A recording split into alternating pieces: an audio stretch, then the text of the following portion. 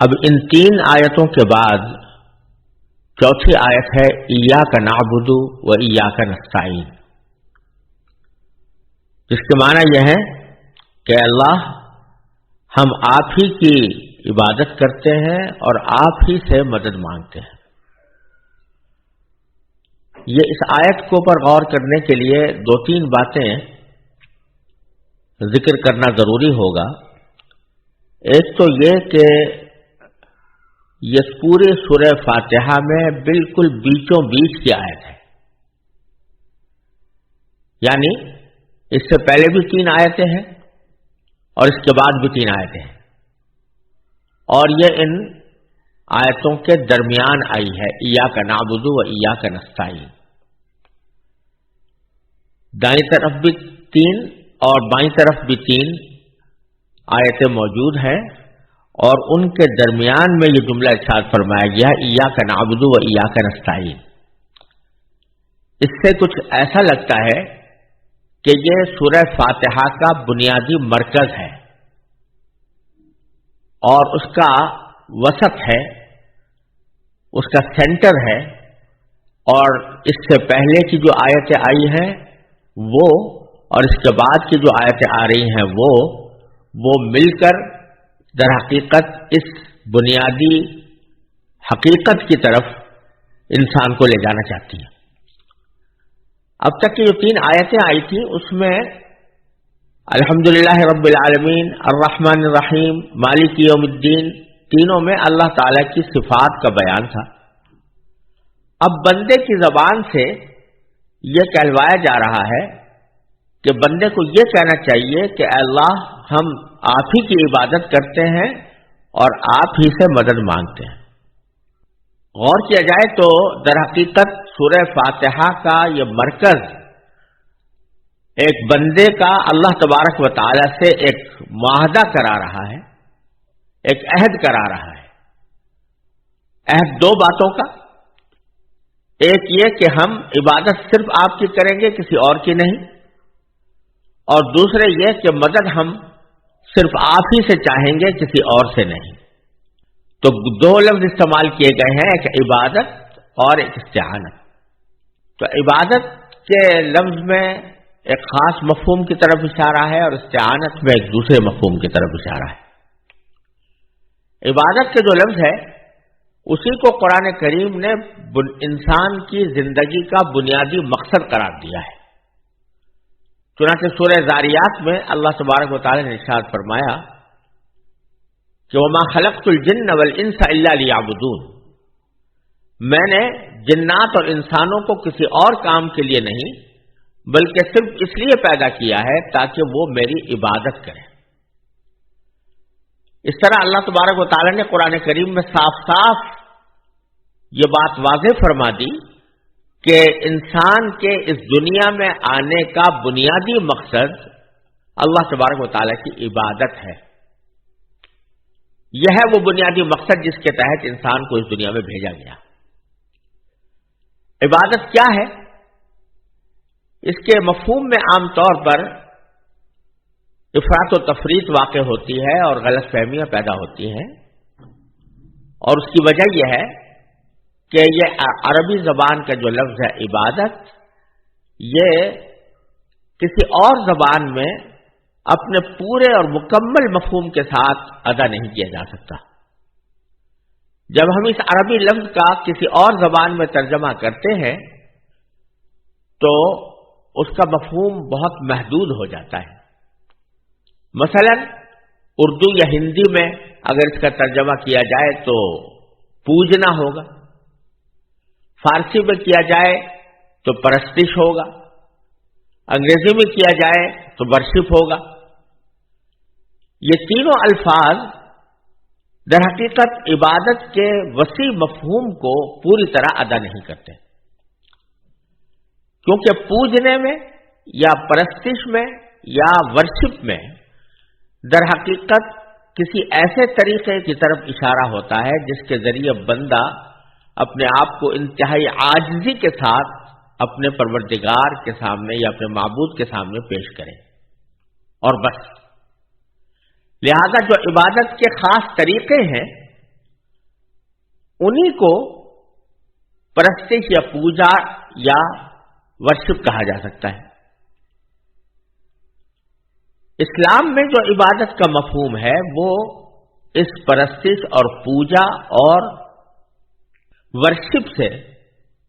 زیادہ وسیع اور ہمہ گیر ہے۔ عبادت کا لفظ در حقیقت عربی کے لفظ عبد سے نکلا ہے، اور عبد کے لغوی معنی ایک غلام کے ہوتے ہیں، اس لیے اس کا صحیح ترجمہ اگر کیا جائے تو وہ بندگی ہوگا، اور بندگی کا مطلب یہ ہے کہ یہ دو چیزوں کا مجموعہ ہے، ایک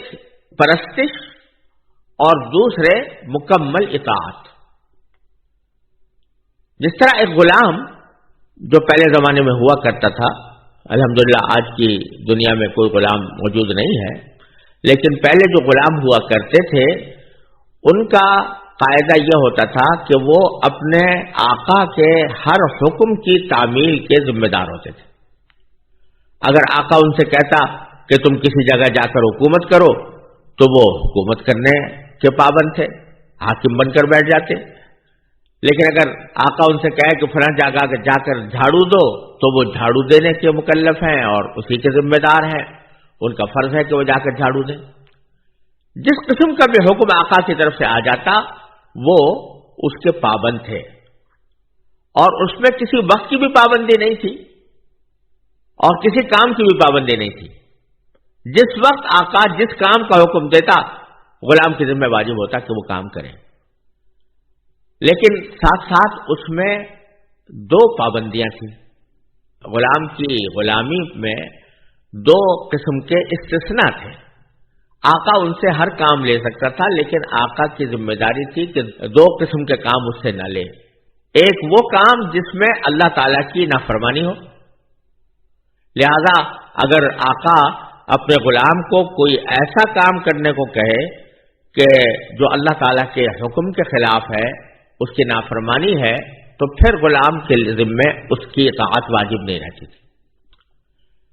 اور دوسرا یہ کہ آقا کو اپنے بندے پر یا اپنے غلام پر کوئی ظلم کرنے کا اختیار نہیں تھا۔ اس کو کوئی ایسا حکم نہیں دے سکتا تھا جو اس کے اوپر ظلم کہلائے۔ ان دو پابندیوں کے ساتھ غلام اپنے آقا کے ہر حکم کو ماننے کا پابند تھا۔ جب ہم اللہ تعالیٰ کی غلامی میں آتے ہیں، بندگی میں آتے ہیں، تو پھر یہ دو استثناء بھی ختم ہو جاتے ہیں۔ پہلا استثناء تو اس لیے ختم ہو جاتا ہے کہ اللہ تعالیٰ جو حکم دے گا وہ کبھی بھی اللہ تعالیٰ کی نافرمانی پر مشتمل نہیں ہوگا، وہ تو خود حکم دے رہا ہے، لہذا اس کا مطلب یہ ہے کہ اس کے حکم کو بجا لایا جائے، اس میں کوئی نافرمانی کا تصور ہی نہیں ہو سکتا۔ اور دوسرا استثناء اس لیے نہیں کہ باری تعالیٰ جو بھی حکم دیتا ہے وہ عدل پر، انصاف پر مشتمل ہوتا ہے۔ وَمَا رَبُّكَ بِظَلَّامٍ لِّلْعَبِيدِ، قرآن کریم نے فرمایا کہ تمہارا پروردگار بندوں پر ظلم کرنے والا نہیں ہے، لہذا وہ کوئی ظلم کا حکم کبھی دے ہی نہیں سکتے۔ لہذا اب اللہ تبارک و تعالیٰ کی غلامی کا مطلب یہ ہوا کہ اللہ تبارک و تعالیٰ کے ہر حکم کی بلا استثناء اطاعت کی جائے۔ تو ایک تو اطاعت عبادت کا ایک لازمی حصہ ہے، اور دوسرے پرستش یعنی وہ خاص طریقے جو اللہ تبارک و تعالیٰ کے سامنے اپنے آپ کو عاجز ترین اور پست ترین کر کے پیش کرنے کے اللہ تبارک و تعالیٰ نے اور اللہ کے رسول صلی اللہ علیہ وسلم نے مقرر فرمائے ہیں، ان طریقوں کی بجا آوری۔ جیسے نماز جس طریقے سے بتائی گئی ہے اس طرح پڑھنا ہمارے ذمہ ضروری ہے، روزہ جس طرح رکھنے کی تعلیم دی گئی ہے اسی طرح روزہ ہمیں رکھنا ضروری ہے، صدقہ دینا، زکوٰۃ دینا، خیرات کرنا یا حج کرنا، عمرہ کرنا، یہ خاص عبادت کے پرستش کے طریقے ہیں جو اللہ تبارک و تعالیٰ نے مقرر فرمائے ہیں۔ تو یہ عبادت کا ایک دوسرا اہم پہلو ہے۔ تو جو عبادت کا وسیع مفہوم ہے وہ دونوں کا جامع ہے، ایک طرف پرستش اور پرستش کے جو مقررہ طریقے ہیں ان کو اللہ تعالیٰ کے لیے اختیار کرنا، اور دوسرے اطاعت، یعنی مکمل اطاعت اس کائنات میں سوائے اللہ تبارک و تعالیٰ کے کسی کی نہیں ہے، بالذات اطاعت اللہ تعالیٰ کے سوا کسی کی نہیں ہے۔ اگر اللہ تبارک و تعالیٰ ہی کسی کی اطاعت کا حکم دے دیں تو وہ اس وجہ سے واجب الاطاعت ہو جاتا ہے کہ وہ بھی اللہ تعالیٰ کا حکم ہے۔ جیسے اللہ تبارک و تعالیٰ نے حکم دیا کہ اللہ کی اطاعت کرو اور رسول کی اطاعت کرو، تو رسول کی اطاعت کا حکم بھی چونکہ اللہ تبارک و تعالیٰ نے دیا، لہذا اس کی اطاعت بھی ہمارے ذمہ واجب ہو گئی۔ لیکن بالذات اطاعت سوائے اللہ تبارک و تعالیٰ کے کسی اور کی نہیں، کسی اور کا حکم نہیں ماننا۔ یہی وجہ ہے کہ مثلا والدین کی اطاعت کا بھی اللہ تعالیٰ نے حکم دیا ہے، لیکن والدین کی اطاعت اس شرط کے ساتھ مشروط ہے کہ وہ کسی گناہ کا حکم نہ دیں، کسی نافرمانی کا حکم نہ دیں۔ تو مکمل اطاعت بھی کسی اور کی نہیں ہو سکتی اور بالذات اطاعت بھی کسی اور کی نہیں ہو سکتی۔ یہ کہلانا مقصود ہے ایاک نعبد میں کہ میں آپ ہی کی عبادت کرتا ہوں، یعنی اطاعت بھی کسی اور کی بالذات اور مستقل سمجھ کر نہیں کروں گا، اور مکمل اطاعت کسی کی نہیں کروں گا، اور ساتھ یہ کہ پرستش بھی سوائے آپ کے کسی اور کی نہیں کروں گا۔ جو پرستش کے اعمال مقرر کیے گئے ہیں جیسے نماز ہے، قیام ہے، رکوع ہے، سجدہ ہے، یہ کسی اللہ تبارک و تعالیٰ کے سوا کسی اور کے سامنے سجدہ نہیں ہوگا۔ یہ پیشانی اللہ تعالیٰ کے سامنے ٹکے گی، کسی اور کے سامنے نہیں ٹک سکتی۔ اسی واسطے اللہ تبارک و تعالیٰ کے سوا کسی اور مخلوق کو سجدہ کرنا یہ بالکل منع ہے، اور کسی انسان کے لیے جائز نہیں ہے کہ وہ اللہ تبارک و تعالیٰ کے سوا کسی اور کو سجدہ کرے، چاہے وہ کتنا ہی قابل تعظیم بزرگ ہو یا کتنا ہی قابل تعظیم نبی ہو یا ولی ہو یا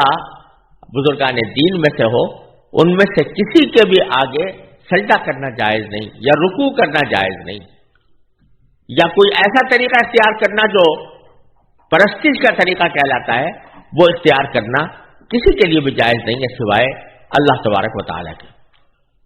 تو یہ کہلا کر ایاک نعبد کہلا کر دو چیزوں کا عہد لیا جا رہا ہے بندے سے کہ اے اللہ میں پرستش بھی آپ کے سوا کسی کی نہیں کروں گا، اور میں اطاعت مکمل اطاعت بالذات اور مستقل سمجھ کر بھی کسی اور کی نہیں کروں گا۔ جن مخلوقات کی اطاعت انسان کرتا ہے وہ بھی اس لیے کرتا ہے کہ اللہ تبارک و تعالیٰ نے اس کا حکم دیا، اگر اللہ تعالیٰ نے حکم نہ دیا ہوتا تو پھر اطاعت اس کی واجب نہ ہوتی۔ تو ایک عہد تو پہلے جملے میں یہ لیا گیا ہے بندے سے کہ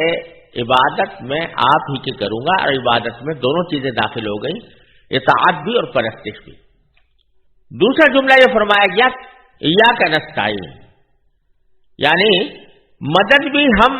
اے اللہ آپ کے سوا کسی اور کی نہیں چاہیں گے، کسی اور سے نہیں مانگیں گے۔ یہاں کسی کے ذہن میں یہ خیال پیدا ہو سکتا ہے کہ دنیا میں تو جب انسان رہتا ہے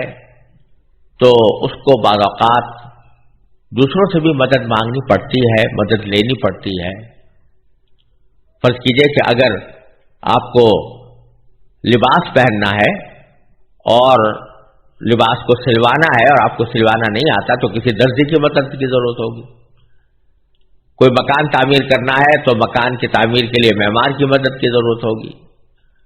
کوئی بیماری لاحق ہو گئی ہے تو کسی معالج یا ڈاکٹر یا طبیب کے پاس جانا پڑے گا اور اس سے مدد لینی ہوگی۔ تو سوال یہ پیدا ہوتا ہے کہ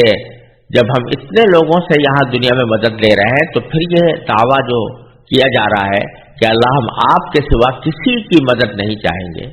کسی سے مدد نہیں مانگیں گے، اس کا پھر کیا مطلب ہوا؟ تو اس کا جواب یہ ہے کہ دنیا میں ہم جن جن لوگوں سے کوئی مدد مانگتے ہیں وہ اس لیے نہیں مانگتے کہ یہ کارساز ہے ہمارے، یا یہ قادر مطلق ہے، ان کو قدرت مطلقہ حاصل ہے، بلکہ ایک ظاہری سبب کے طور پر ہم ان کی مدد کو اختیار کرتے ہیں۔ اگر فرض کیجئے آپ کسی ڈاکٹر کے پاس علاج کرانے کے لیے جا رہے ہیں اور اس کی مدد لے رہے ہیں، تو ایک مسلمان کا عقیدہ یہ نہیں ہوتا کہ یہ ڈاکٹر شفا دے گا، بلکہ اس کا عقیدہ یہ ہوتا ہے کہ اس کے پاس چونکہ انسان کے معالجات کا علم ہے، تو اس لیے یہ میری بیماری کو صحیح پہچان کر وہ دوا دے گا جس میں اللہ تبارک و تعالی نے تاثیر رکھی ہے۔ لہذا ڈاکٹر کے دل میں صحیح بات ڈالنے والا بھی اللہ، اور جو تدبیر اس کے دل میں آئی ہے اور جو تدبیر اس نے مریض کو بتائی ہے، تو وہ تدبیر دل میں ڈالنے والا بھی اللہ تبارک و تعالی ہے، اور اس تدبیر کو کارگر اور فائدہ مند بنانے والا بھی اللہ تعالی ہے۔ یہی وجہ ہے کہ ہم دیکھتے ہیں کہ بعض اوقات ایک ہی بیماری ہے، ایک ہی ڈاکٹر ہے، ایک ہی دوا ہے، لیکن وہ دوا ایک شخص کے لیے کارگر ہو گئی، دوسرے شخص کے لیے کارگر نہیں ہوئی، اس کو فائدہ پہنچ گیا، اس کو فائدہ نہیں پہنچا۔ اس لیے ہم یہ یقین رکھتے ہیں کہ شفا دینا سوائے اللہ تبارک و تعالیٰ کی کسی اور کا کام نہیں ہے۔ البتہ اللہ تبارک و تعالیٰ نے ہی ہمیں یہ فرمایا کہ ہم نے تمہارے لیے یہ زندگی گزارنے کے لیے بہت سے اسباب پیدا فرما رکھے ہیں، اپنی زندگی گزارتے وقت ان اسباب کو بھی اختیار کرو،